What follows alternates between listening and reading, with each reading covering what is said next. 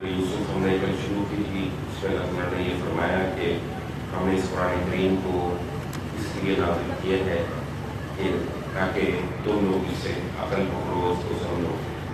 حضرت یوسف علیہ السلام کے قصے میں بہت سارے جو ہے وہ نصیحتیں ہیں اور بہت ساری سبق آموز چیزیں ہیں۔ سب سے بڑی چیز یہ ہے کہ حضرت یعقوب علیہ السلام جو ہیں وہ ان کا صبر اور وہی صبر جو جمیل ہے، یعنی بہترین صبر ہے، جس میں صرف اللہ تعالیٰ سے شکوہ و شکایت ہے اور لوگوں کے سامنے کوئی جو ہے وہ آہو بکا جو ہے وہ نہیں ہے۔ یوسف علیہ السلام کے اندر جو اللہ تعالیٰ نے فطرت جوہر رکھے تھے اس کو اللہ تعالیٰ نے نمایاں کیا ہے، اور ایسے شاندار ہیں کہ ہر پڑھنے والے کے اندر ان کی تخلیق کا جذبہ جو ہے وہ ابھرتا ہے۔ ان کا جو ظاہری حسن ہے اس کو تو زنان مصر کی آنکھیں بھی دیکھ لیتی ہیں، لیکن اس کا جو باطن حسن ہے وہ اس وقت نمایاں ہوتا ہے جب انسان جو ہے وہ زندگی کے مختلف مراحل سے گزرتا ہے۔ اس میں حضرت یوسف علیہ السلام کا بھی صبر ہے کہ اللہ تعالیٰ نے ان کو مختلف مراحل سے اور قید خانے سے بالکل کوئی ان کا قصور نہیں ہے، کوئی ان کا جرم نہیں ہے، کوئی ان کی کوتاہی نہیں ہے، اس کے باوجود وہاں پہ ان کو گزارا۔ یہ سب ان کی تربیت کا حصہ تھا، اور یہ کہ اللہ کے جو رسول ہوتے ہیں وہ بڑے عزم والے ہوتے ہیں، اولوالعزم ہوتے ہیں، بڑے صبر اور حوصلے والے ہوتے ہیں۔ پھر حضرت یوسف علیہ السلام کا اپنے بھائیوں کو معاف کرنا، سب قدرت ہونے کے باوجود بادشاہ کے مقام پر ہیں، عہدہ بھی ہے، طاقت بھی ہے، مگر اپنے بھائیوں کو جو ہے وہ معاف کر رہے ہیں۔ اور اس میں نبی کریم صلی اللہ علیہ وسلم نے یہی کیا، جب مکہ تشریف لائے تو آپ نے اہل مکہ اور قریش والوں سے جنہوں نے آپ پر بڑے ظلم ڈھائے تھے ان سے کہا کہ لا تثریب علیکم اليوم، آج تم پر کوئی گناہ نہیں، میں تمہارے ساتھ وہی معاملہ کروں گا جو یوسف نے اپنے بھائیوں کے ساتھ کیا تھا کہ یغفر اللہ لکم، آج تم پر کوئی گناہ نہیں، اللہ تعالیٰ تمہاری مغفرت کرے۔ پھر فرمایا کہ مجاء اخوۃ یوسف، اس کی کئی برس بعد یوسف کے بھائی مصر آئے اور اس کے ہاں بھی حاضر ہوئے تو اس نے انہیں پہچان لیا، مگر انہوں نے یوسف کو نہیں پہچانا۔ پھر ان کی واپسی کے وقت جب اس نے ان کا سامان تیار کرایا تو ان سے کہا کہ اب آؤ گے تو اپنے سوتیلے بھائی کو بھی میرے پاس لانا، دیکھتے نہیں ہو کہ میں غلہ بھی پورا پیمانے سے دیتا ہوں اور بہت اچھی میزبانی کرنے والا ہوں، لیکن اگر تم اس کو میرے پاس نہیں لاؤ گے تو نہ میرے پاس تمہارے لیے غلہ ہے اور نہ تم میرے قریب پھٹکنا۔ انہوں نے کہا کہ ہم اس کے بارے میں اس کے باپ کو راضی کرنے کی کوشش کریں گے اور ہم یہ ضرور کریں گے۔ یوسف نے اپنے خدام سے کہا کہ ان لوگوں نے غلے کے عوض جو مال دیا ہے وہ چپکے سے ان کے کجاووں میں رکھو۔ اس سے مقصود یہ ہے کہ جب وہ اپنے اہل و عیال میں پہنچیں تو اسے پہچان لیں کہ انہی کا مال ہے جو انہیں واپس کر دیا گیا ہے، تاکہ وہ پھر آئیں۔ سو جب وہ اپنے باپ کے پاس لوٹے تو کہا کہ ابا جان، آئندہ ہم سے غلہ روک دیا گیا ہے، لہذا ہمارے بھائی بنیامین کو بھی ہمارے ساتھ جانے دیجیے کہ ہم اپنی سچائی ثابت کر سکیں اور غلہ لائیں، ہم اس کی حفاظت کا عہد کرتے ہیں۔ باپ نے جواب دیا، کیا میں اس کے معاملے میں بھی تم پر ویسا ہی بھروسہ کروں جیسا اس سے پہلے اس کے بھائی کے معاملے میں تم پر بھروسہ کر چکا ہوں؟ سو اللہ بہترین محافظ ہے اور وہ سب سے بڑھ کر رحم فرمانے والا ہے۔ اس کے بعد جب انہوں نے اپنا سامان کھولا تو دیکھا کہ ان کی پونجی بھی انہیں لوٹا دی گئی ہے۔ یہ دیکھ کر وہ پکار اٹھے کہ ابا جان، ہمیں اور کیا چاہیے؟ دیکھیں کہ ہماری پونجی ہمیں لوٹا دی گئی ہے، اب ہم جائیں گے، اپنے اہل و عیال کے لیے رزق لائیں گے، اپنے بھائی کی حفاظت کریں گے، ایک بار شکر غلہ زیادہ حاصل کریں گے۔ یہ غلہ جو اس وقت ہم لائے ہیں یہ تھوڑا ہے۔ باپ نے جواب دیا، میں اس کو ہرگز تمہارے ساتھ نہ بھیجوں گا جب تک کہ تم خدا کے نام پر مجھ سے عہد نہ کرو کہ تم اس کو ضرور میرے پاس واپس لاؤ گے، الا یہ کہ تم سب ہی کہیں گر جاؤ۔ تو اس کے اصرار پر جب انہوں نے اس کو اپنا قول دے دیا تو اس نے کہا، یہ قول و قرار جو ہم کر رہے ہیں اس پر اللہ نگہبان ہے۔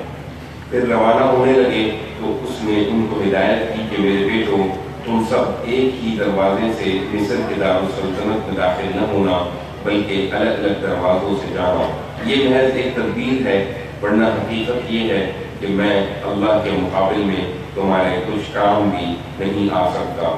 تمام اختیار تو اللہ ہی کا ہے، میں نے اسی پر بھروسہ کیا ہے اور بھروسہ کرنے والوں کو اسی پر بھروسہ کرنا چاہیے۔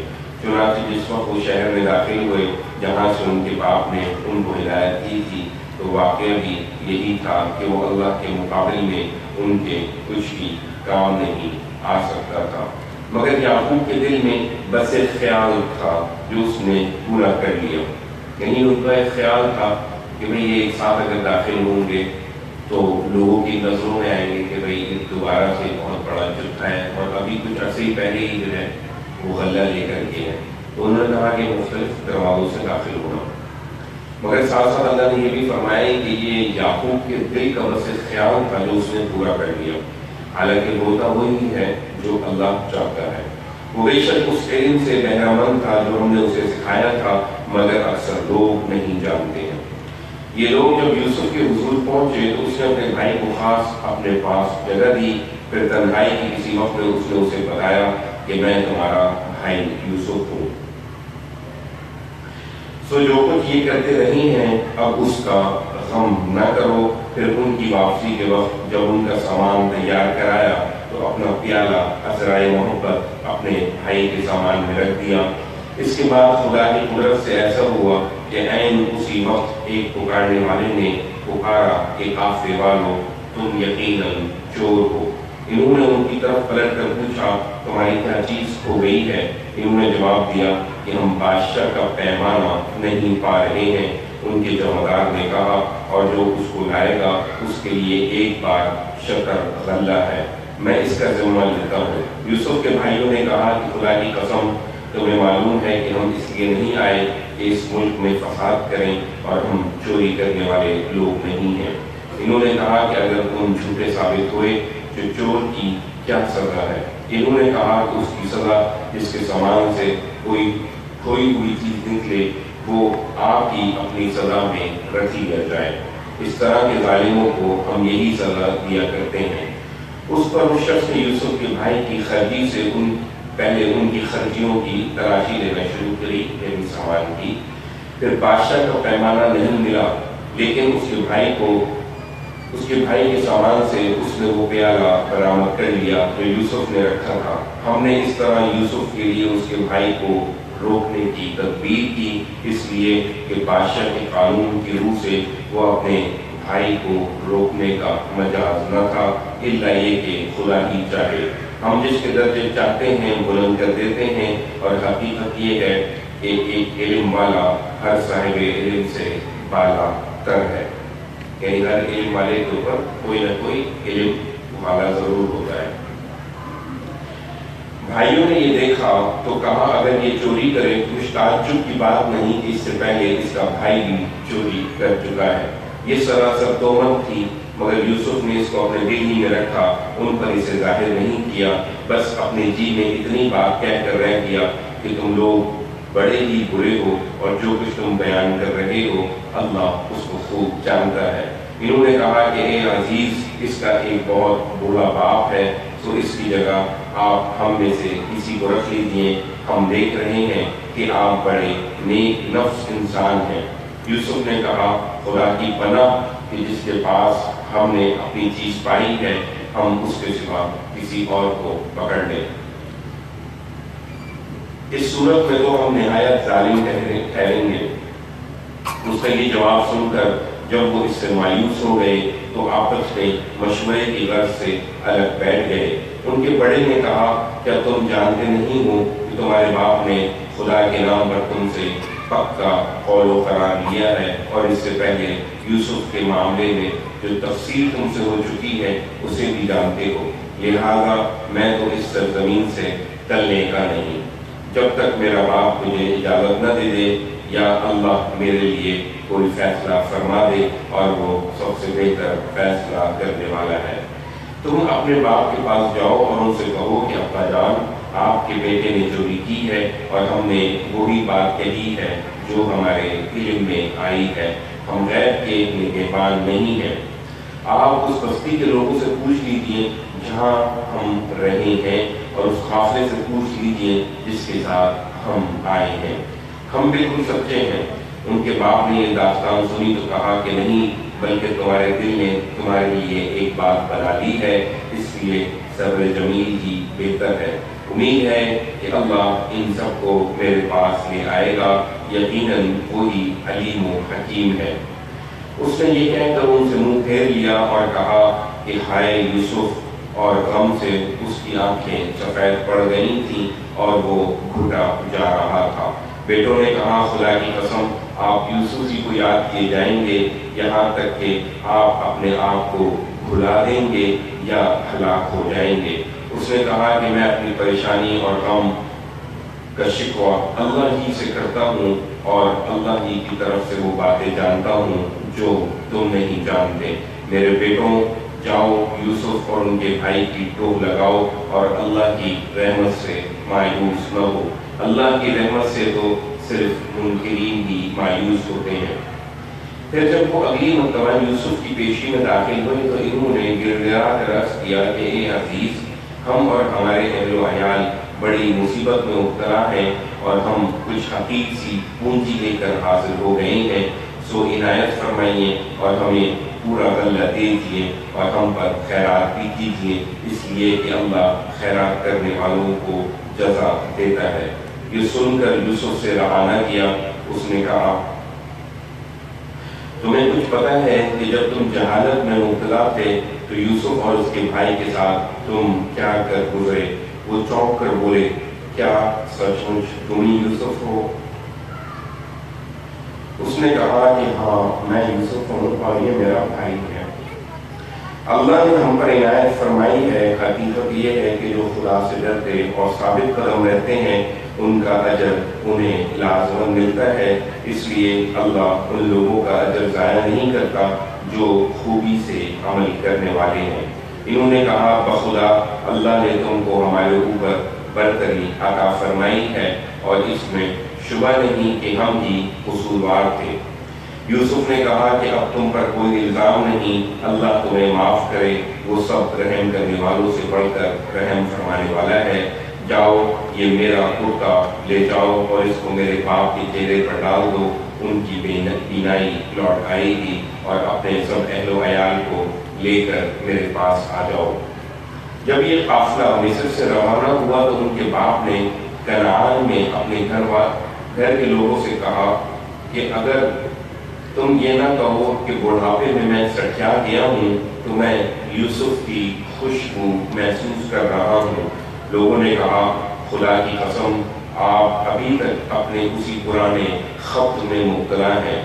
پھر جب یہ ہوا کہ خوشخبری دینے والا پہنچ گیا، اس نے کرتا یعقوب کے چہرے پر ڈال دیا تو یکایک اس کی بینائی لوٹ آئی۔ تب اس نے کہا کہ میں نے تمہیں بتایا نہ تھا کہ میں اللہ کی طرف سے وہ کچھ جانتا ہوں جو تم نہیں جانتے۔ یوسف کے بھائی بول اٹھے، ابا جان آپ ہمارے گناہوں کی معافی کے لیے دعا کریں، واقعی ہم خطا کار تھے۔ اس نے کہا کہ میں اپنے رب سے جلد تمہارے لیے مغفرت کی دعا کروں گا، بے شک وہی بخشنے والا ہے اور اس کی شفقت ابدی ہے۔ پھر جب یہ لوگ یوسف کے پاس پہنچے، اس نے اپنے والدین کو خاص اپنے پاس جگہ دی اور کہا مصر میں اگر اللہ چاہے تو امن و چین سے رہیں گے۔ اپنے گھر پہنچ کر اس نے اپنے والدین کو تخت پر بٹھایا اور سب اس کے لیے سجدے میں جھک گئے۔ یوسف نے کہا کہ ابا جان یہ میرے اس خواب کی تعبیر ہے جو میں نے پہلے دیکھا تھا، یعنی ایک چاند ایک سورج اور 11 ستارے، تو 11 بھائی ہو گئے اور ایک چاند اور ایک سورج والدین ہو گئے۔ اور یہ سجدے سے مراد یہ ہے کہ پہلے جو ہے وہ رکوع کی طرح جھکنا بادشاہوں کے درباروں میں ہوا کرتا تھا، تو اس کو بھی عربی میں سجدے سے ہی تعبیر کیا جاتا ہے۔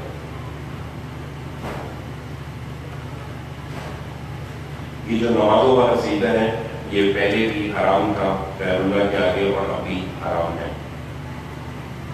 یوسف نے کہا کہ ابا جان یہ میرے اس خواب کی تعبیر ہے جو میں نے پہلے دیکھا تھا، میرے پروردگار نے اس کو حقیقت بنا دیا۔ اس نے مجھ پر بڑا کرم فرمایا جب مجھے قید خانے سے نکالا اور آپ سب لوگوں کو بے ہاتھ سے یہاں لے آیا، اس کے باوجود کہ شیطان نے میرے اور میرے بھائیوں کے درمیان فساد ڈلوایا تھا۔ یعنی وہ جو جرم تھا حضرت یوسف علیہ السلام نے اس کو شیطان کے اوپر ڈالا اور بھائیوں کو نہیں بلیم دیا کہ اس بھائی نے یہ مشورہ دیا تھا، اس بھائی نے کہا تھا کنویں میں پھینکو، یا اس بھائی نے کہا تھا کہ قتل کرو۔ ان سب کو کہا کہ یہ شیطان نے میرے اور میرے بھائیوں کے درمیان فساد ڈلوایا تھا۔ حقیقت یہ ہے کہ میرا پروردگار جو کچھ چاہتا ہے اس کے لیے نہایت مخفی راہیں نکال لینے والا ہے۔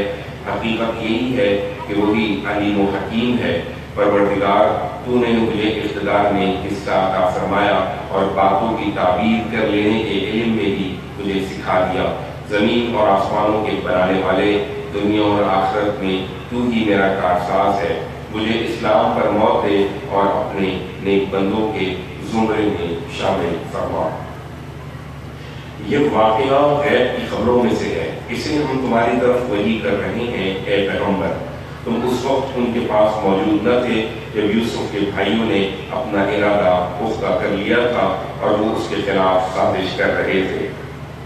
اس کے باوجود ان لوگوں کی اکثریت کا حال یہ ہے کہ تم خواہ کتنا ہی چاہو وہ ایمان لانے والے نہیں ہیں۔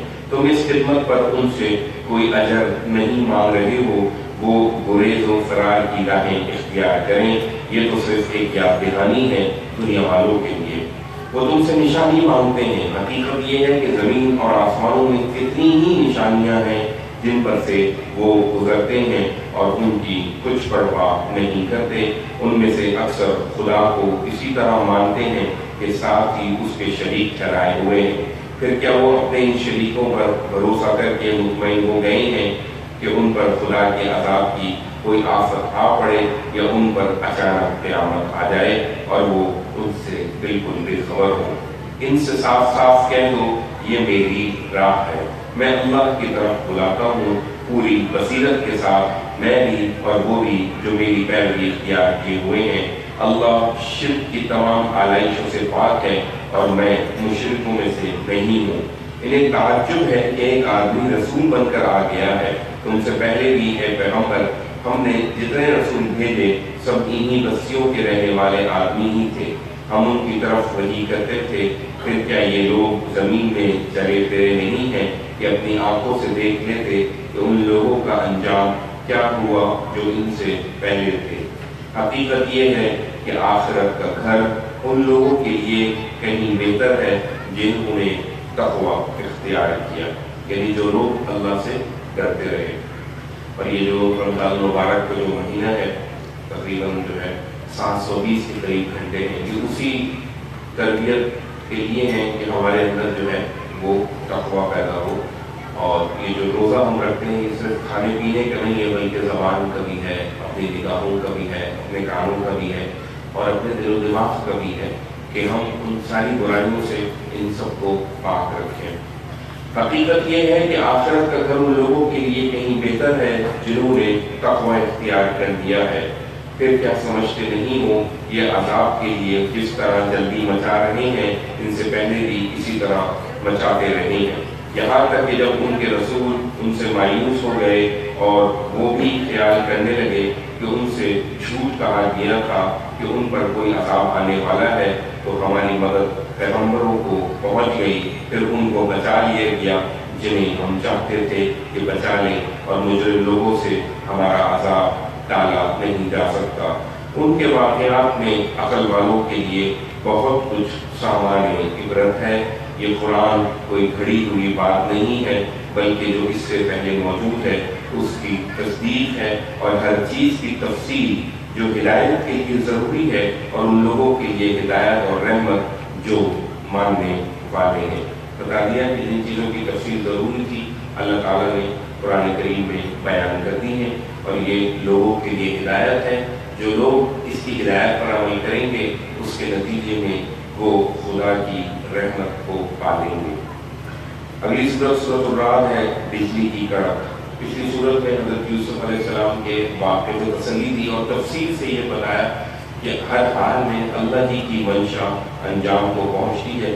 اب یہاں پر اللہ تعالیٰ واقعات کے بجائے عام روزمرہ کے جو حالات اور نشانیاں ہیں ان سے تنبیہ فرما رہے ہیں کہ میرے رسول پر ایمان لاؤ اور تمہارے اندر جو برائیاں ہیں ان کو دور کرو۔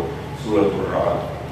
اللہ کے نام سے جو سراسر رحمت ہے، جس کی شفقت ابدی ہے، یہ سورہ الف لام میم را ہے۔ یہ کتاب الہی کی آیتیں ہیں اور تمہارے پروردگار کی طرف سے جو کچھ تم پر نازل کیا گیا ہے وہ سراسر حق ہے، مگر تمہاری قوم کے اکثر لوگ مان نہیں رہے ہیں۔ اللہ ہی ہے جس نے آسمانوں کو ایسے ستونوں کے بغیر اونچا بنا کھڑا کیا جو تم کو نظر آتے ہو۔ پھر وہ اپنے تخت سلطنت پر متمکن ہوا اور اس نے سورج اور چاند کو ایک قانون کا پابند بنایا کہ یہ ساری چیزیں قانون کے مطابق جو ہیں وہ چل رہی ہیں، اور جو یہ اس کے پیچھے جو قانون ہے اور اسی قرآن کے پیچھے وہی اللہ ہے۔ ان میں سے ہر ایک مقرر وقت کے لیے گردش کر رہا ہے، وہی نظم عالم کی تدبیر فرماتا ہے، وہ اپنی نشانیوں کی وضاحت کرتا ہے، اس لیے کہ تم اپنے پروردگار کی ملاقات کا یقین کرو۔ اور وہی ہے جس نے زمین کو بچھایا اور اس میں پہاڑوں کے کھونٹے گاڑے اور ندیاں بہا دیں، اور اس میں ہر طرح کے پھلوں کے جوڑے پیدا کیے۔ وہ رات کو چادر کی طرح دن پر اڑا دیتا ہے۔ یقیناً ان سب چیزوں میں ان لوگوں کے لیے نشانیاں ہیں جو غور کریں۔ اور زمین میں پاس پاس کے خطے ہیں، انگوروں کے باغ ہیں، کھیتی ہے، کھجور کے درخت ہیں جن میں جڑواں بھی ہیں اور اکھڑے بھی، سب ایک ہی پانی سے سیراب کیے جاتے ہیں، لیکن ان کے پھلوں میں ایک دوسرے پر برتری ہم دے دیتے ہیں۔ یقیناً ان سب چیزوں میں ان لوگوں کے لیے نشانیاں ہیں جو عقل سے کام لیں۔ یعنی پانی تو سب کو یکساں دیا جاتا ہے، مگر کیا وجہ ہے کہ مختلف قسم کی کھجوریں ہیں اور مختلف قسم کی اس میں مٹھاس ہے، اور انگور کو بھی وہی پانی دیا جا رہا ہے مگر اس کی مٹھاس جو ہے کہیں زیادہ ہے۔ اب اگر تعجب کرو تو تعجب کے قابل تو ان کی یہ بات ہے کہ جب ہم مٹی ہو جائیں گے تو کیا ہم نئے سرے سے پیدا کیے جائیں گے؟ یہی لوگ ہیں جنہوں نے اپنے پروردگار کا انکار کر دیا ہے، یہی ہیں جن کی گردنوں میں طوق پڑے ہوئے ہیں، یہی دوزخ کے لوگ ہیں جو اس میں ہمیشہ رہیں گے۔ یہ بھلائی سے پہلے تم سے برائی کے لیے جلدی مچا رہے ہیں، یعنی بھلائی تم پر آ چکی ہے اس کو نہیں دیکھ رہے بلکہ برائی کے لیے جلدی مچا رہے ہیں، یعنی ہم پر وہ عذاب لے آؤ۔ درحال کہ اس رویے پر عبرتناک عذاب کی مثالیں ان سے پہلے گزر چکی ہیں۔ حقیقت یہ ہے کہ تیرا پروردگار لوگوں کی زیادتیوں کے باوجود ان سے درگزر فرمانے والا ہے، اور اس کے ساتھ یہ بھی حقیقت ہے کہ تیرا پروردگار سخت سزا دینے والا ہے۔ یہ منکرین کہتے ہیں کہ اس شخص پر اس کے پروردگار کی طرف سے عذاب کی کوئی نشانی کیوں نہیں اتاری گئی؟ انہیں بتاؤ کہ یہ تمہارا کام نہیں ہے، اس لیے کہ تم تو صرف خبردار کرنے والے ہو، اور ہر قوم کے لیے اسی طرح ایک راہ بتانے والا آتا رہا ہے۔ ان پر عذاب کے لیے کوئی نشانی کب ظاہر ہوگی اسے اللہ جانتا ہے، جس طرح اللہ ہر مادہ کے حمل کو جانتا ہے اور جو کچھ رحموں میں گھٹتا اور بڑھتا ہے اس کو بھی جانتا ہے۔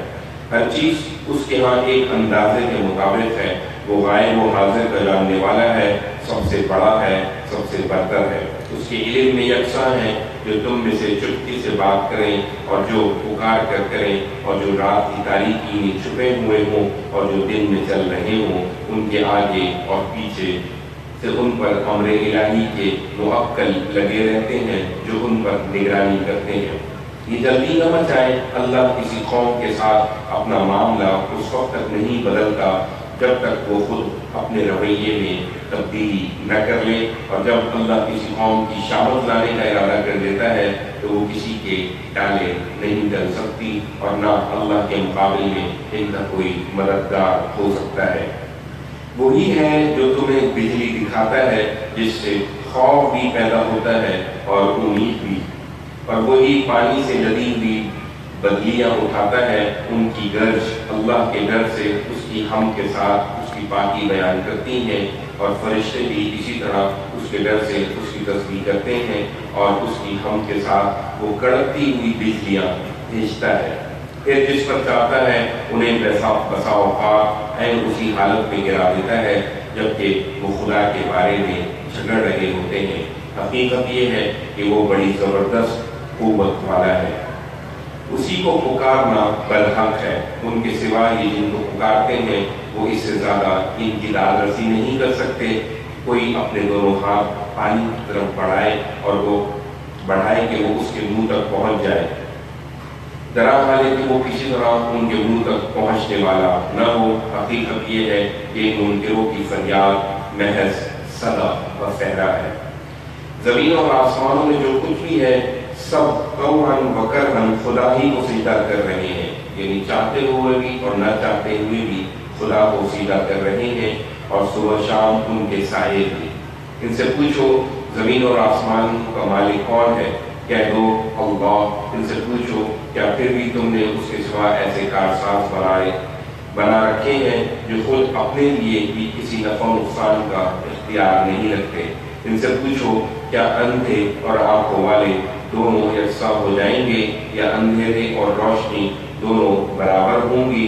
اگر ایسا نہیں تو کیا انہوں نے خدا کے ایسے شریک ٹھہرائے ہیں جنہوں نے اسی طرح پیدا کیا ہے جس طرح خدا نے پیدا کیا ہے؟